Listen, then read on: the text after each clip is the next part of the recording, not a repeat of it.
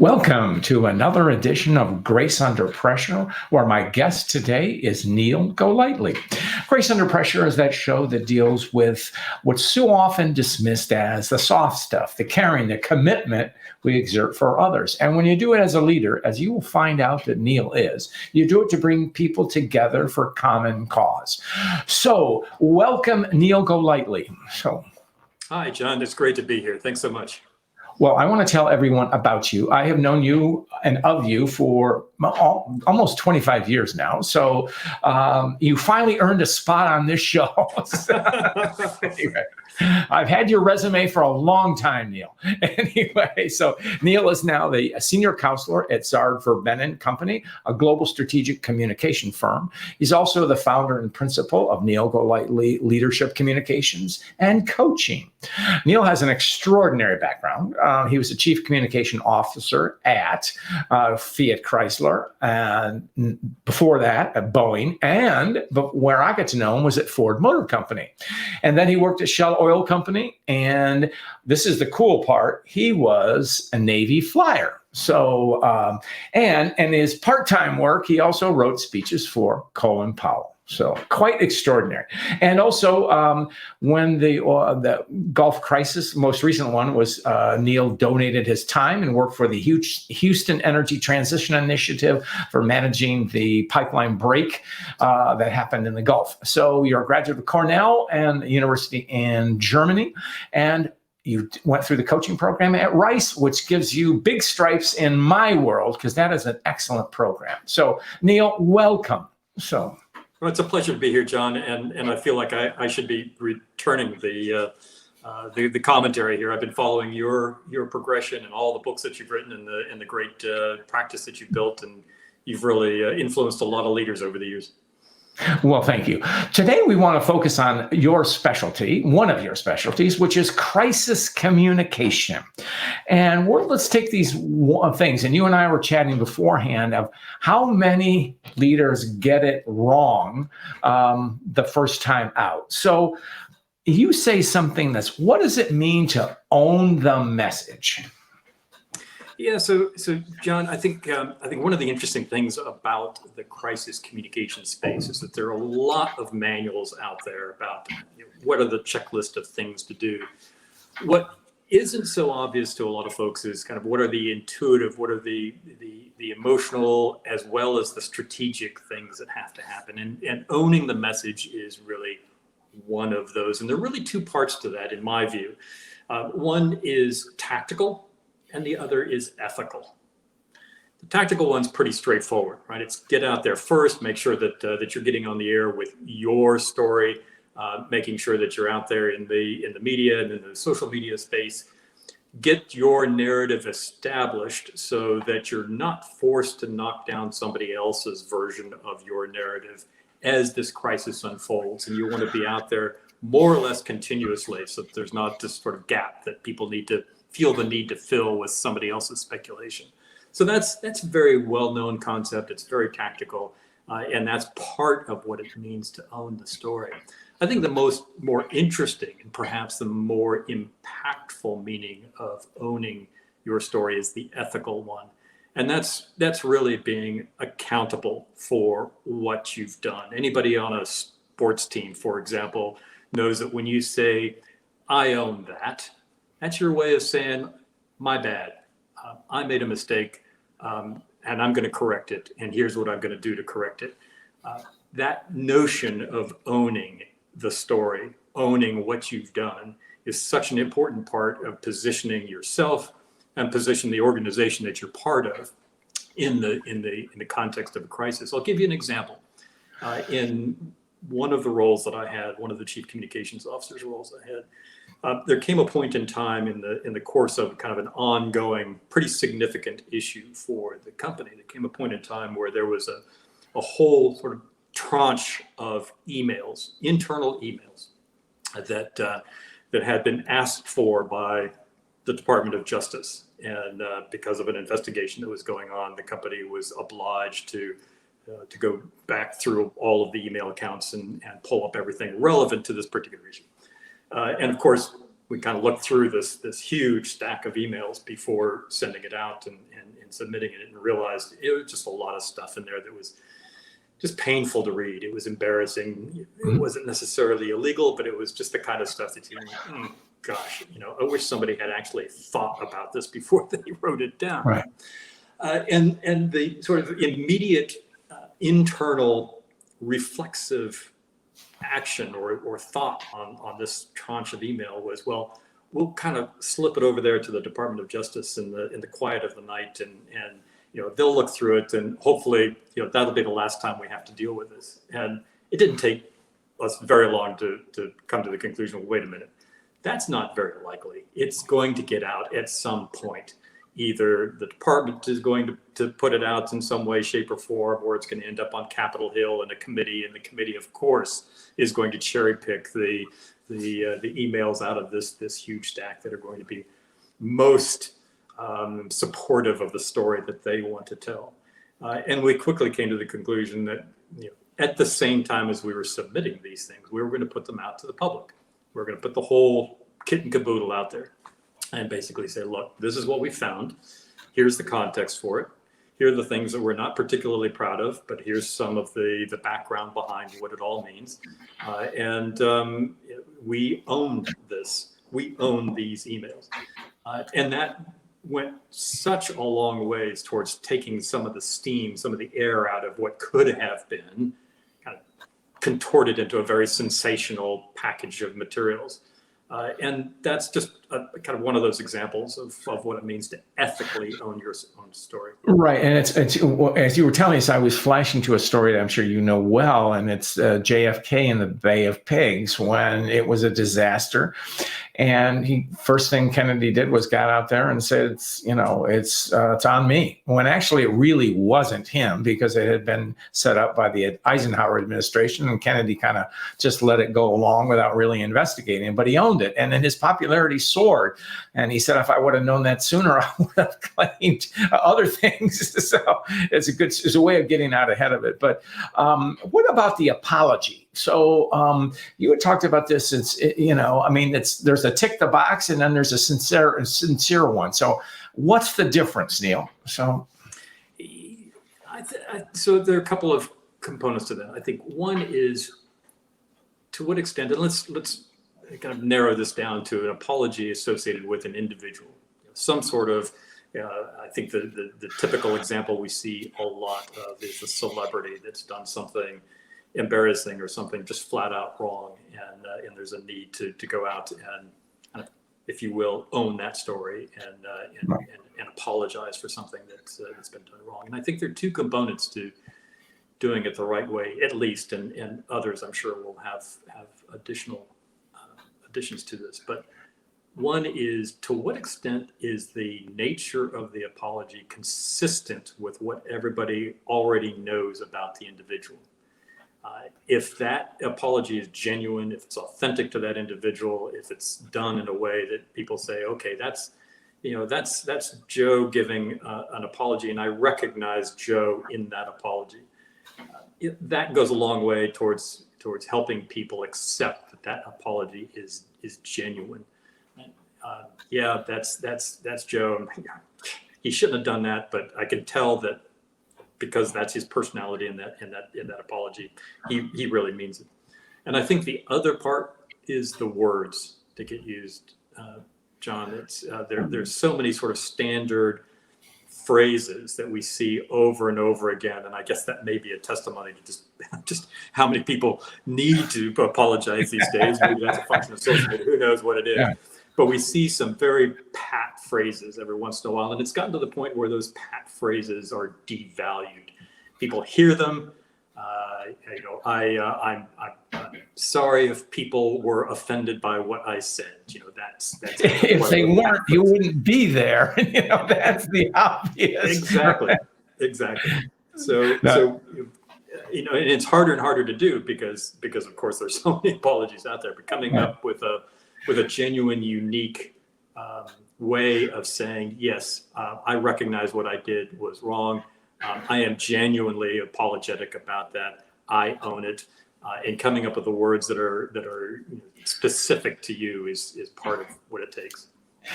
I want to veer now into the leadership quotient of this, because this is what you know well, and that's decisive leadership in times of crisis. How do you define that, and how does one communicate within that environment? So, I'll say there are two parts to this answer as well, John. In my view, anyway, there's speed and there's clarity, and this is around not only the communication but also the decision making.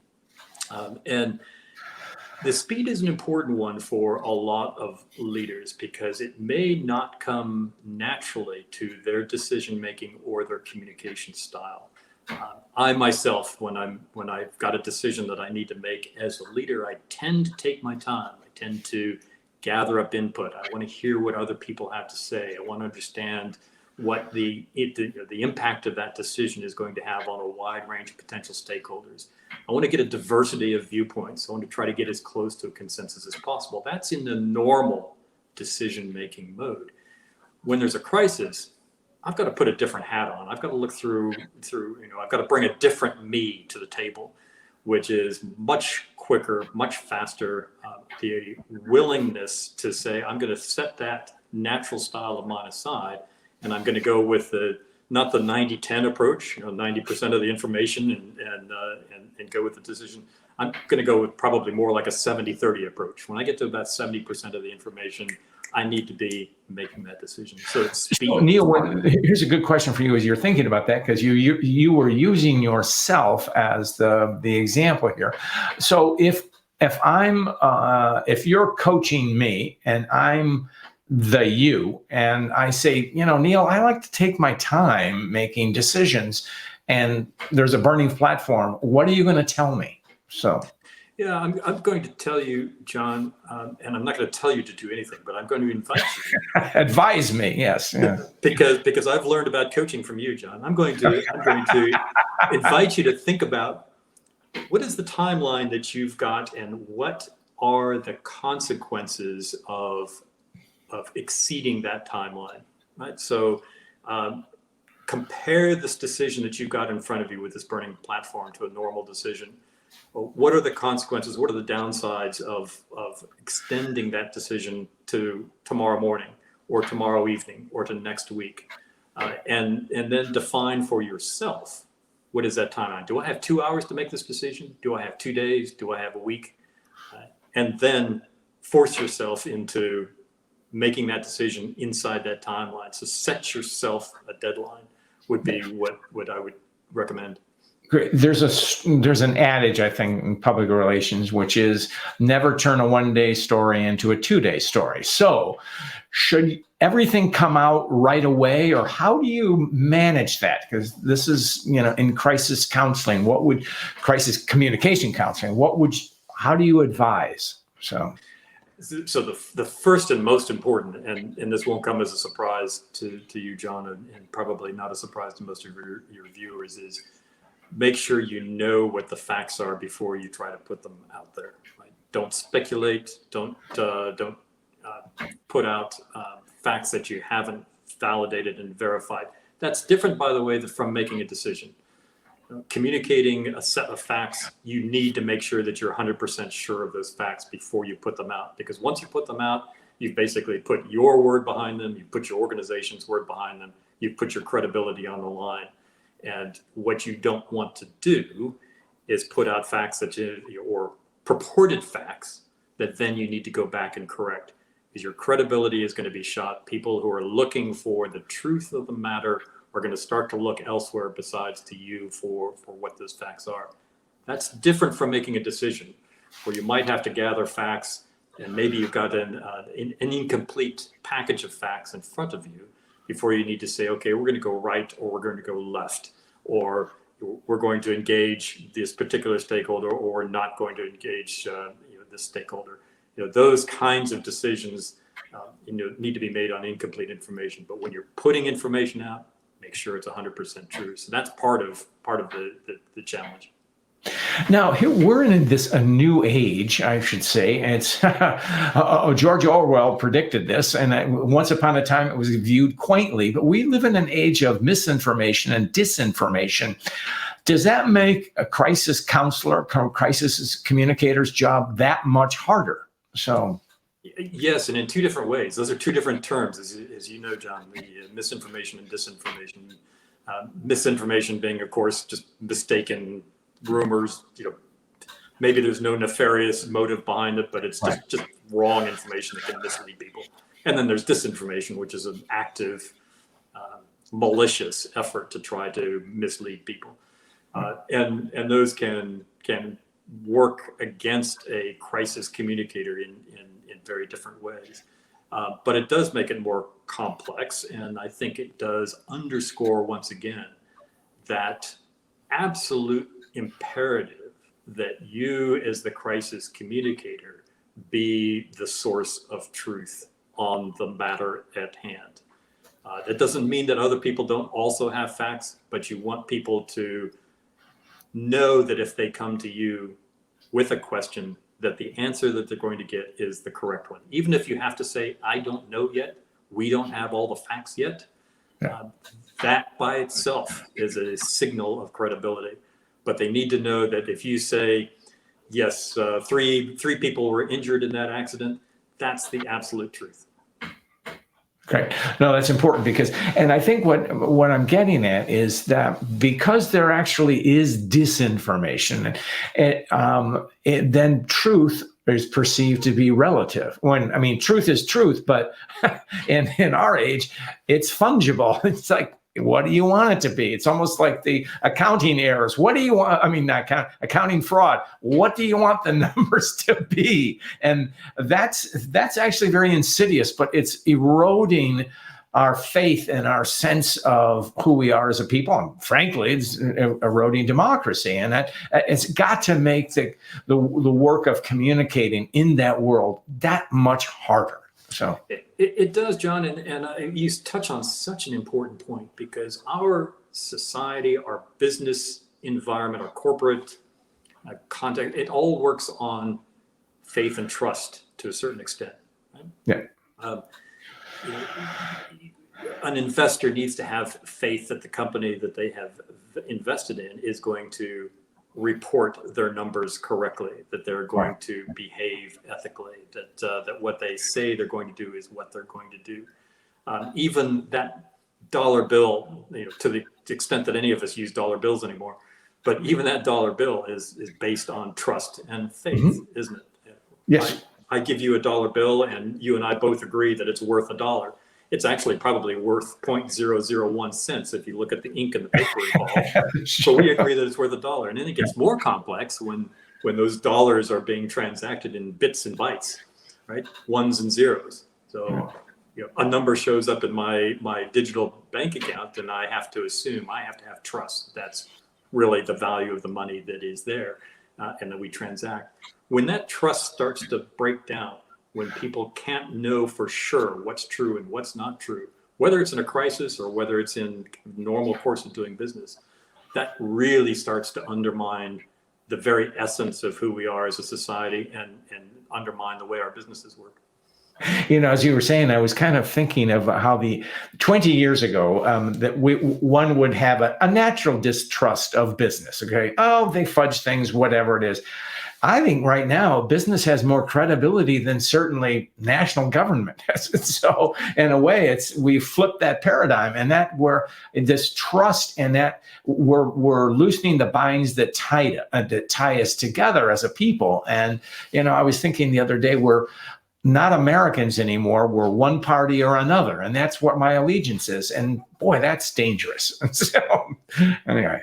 It is, and I think, John, that it also adds to the burden that business leaders carry today, more so than what they carried before, because the fact that there are fewer and fewer reliable sources of truth, fewer and fewer institutions that can be trusted, it doesn't mean for a moment that businesses are uniformly trusted, and that, for that matter, all businesses are uniformly trustworthy. But to your point, And I think the Edelman Trust Barometer, for those who are familiar with that tool, suggests that more and more people are trusting business more than they did before, which means that the leaders of those businesses now have that accountability to be even more trustworthy, to be more, to have even more kind of ethical integrity than ever before.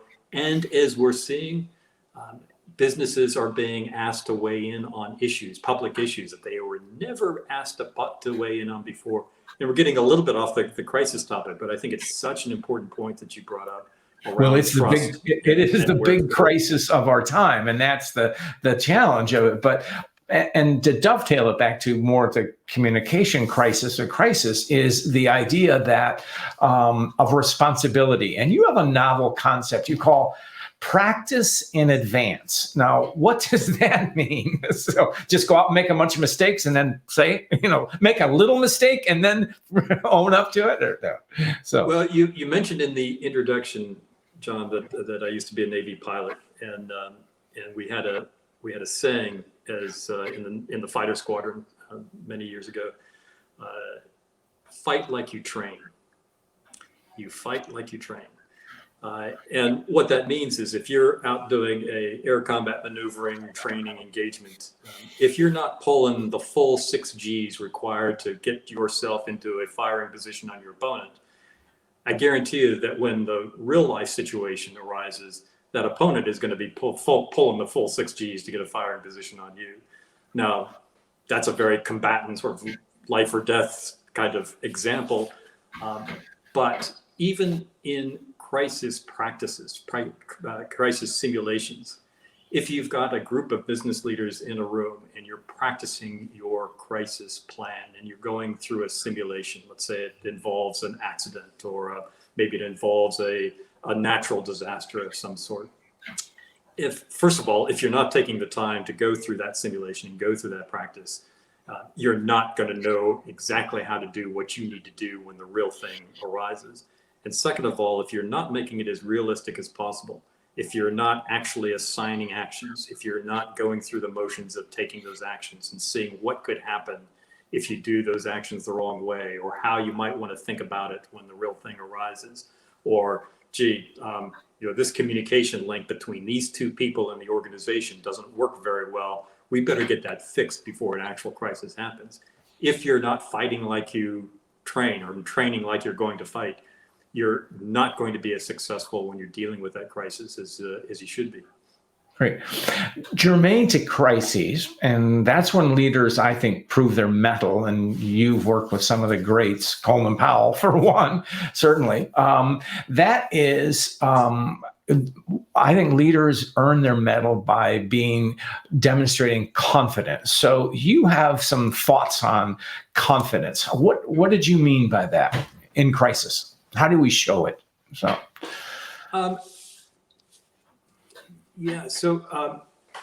I think there's something around kind of internal confidence and external confidence. So I think any of us that have been through a crisis know that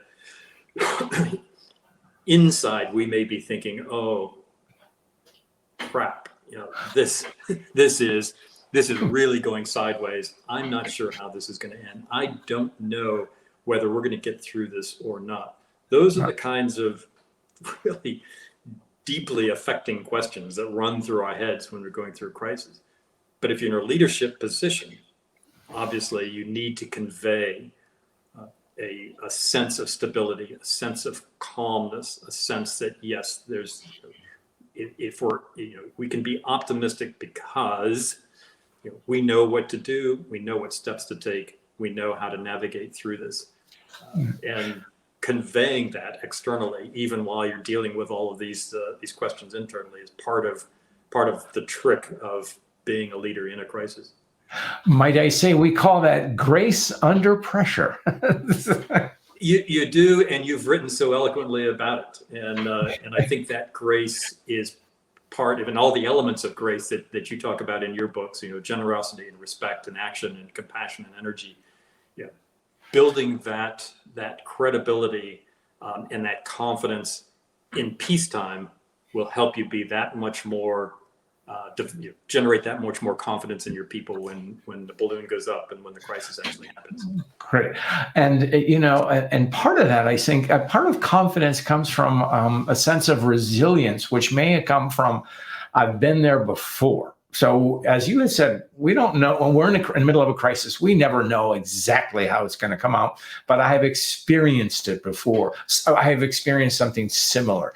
And so would you say that will help one's confidence or that sense of resilience? So I think not only will that help your own confidence if you've been through it before, but here's what I might suggest, and this is not a plug for business, but I might suggest that if you haven't been through a crisis of a significant nature, having somebody around that has, somebody that can whisper in your ear, not take your place as the leader, but whisper in your ear and say, you might want to be thinking about these next 2 steps in this particular situation, or you might want to be thinking about this audience over here that is starting to get really worried and nobody is paying attention to them right now.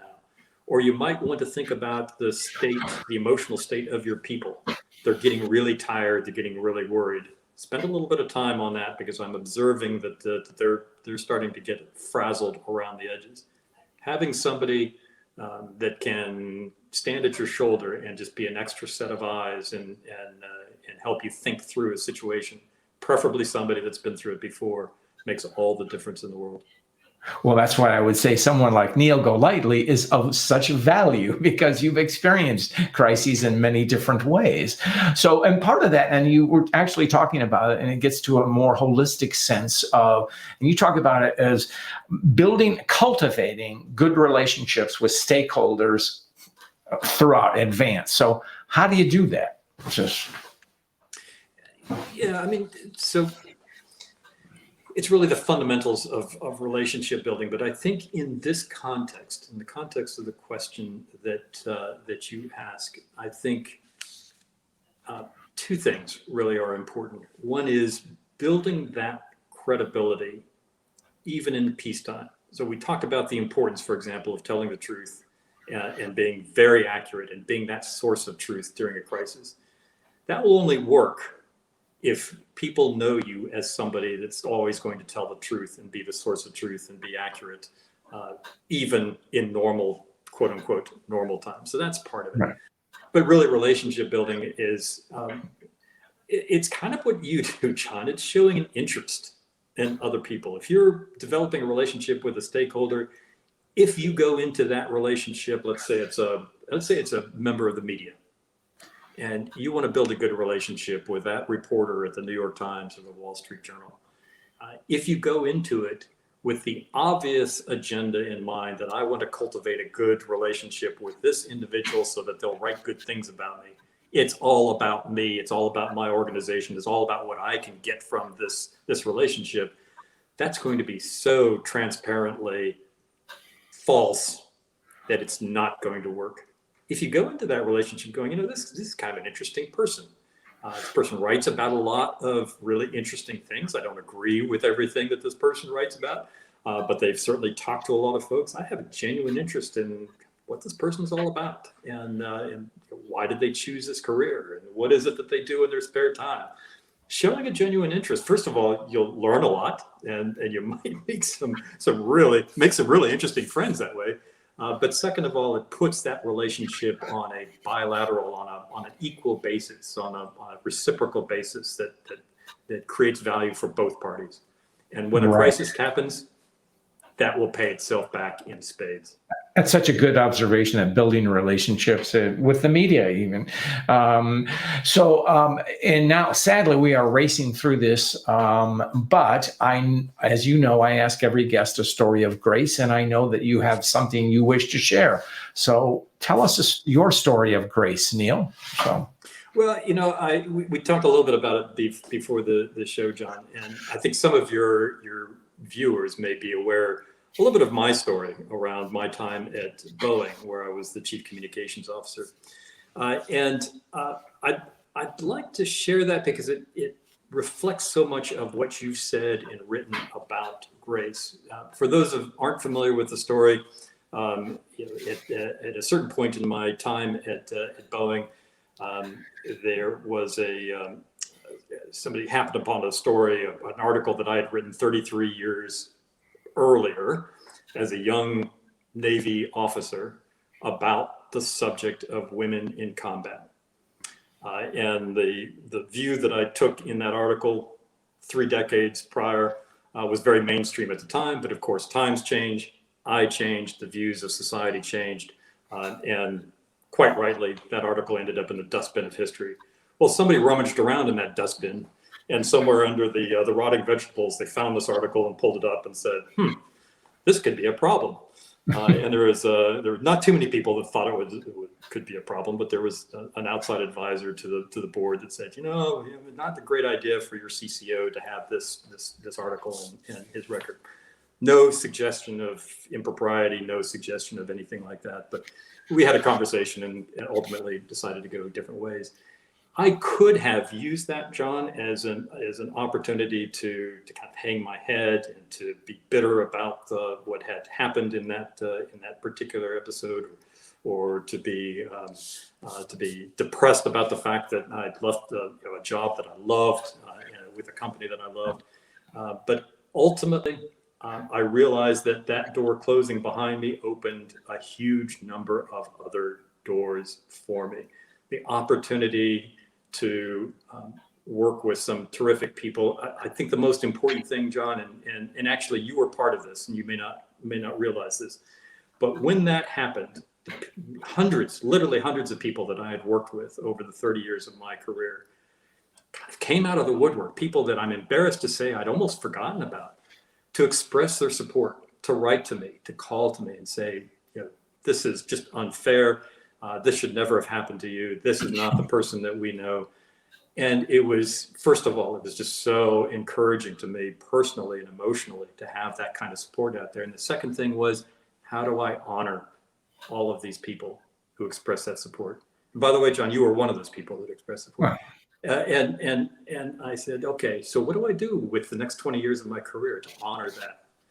And that's how I've developed this notion of a purpose and meaning in my career now, to help leaders be better leaders, especially the next generation of leaders. That's my story of grace, John. What a powerful, powerful story. And thank you. And I appreciate your candor and honesty to talk about that. And it makes you all the more valuable in your role.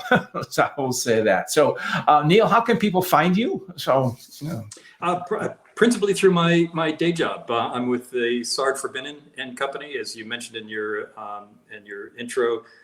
Fabulous company, but my email there, Niel.Golightly at sardverb, SARDVERB.com. We will put it in the notes. Niel, what a pleasure to speak to you today. And with that, we will go out. So, thanks, John.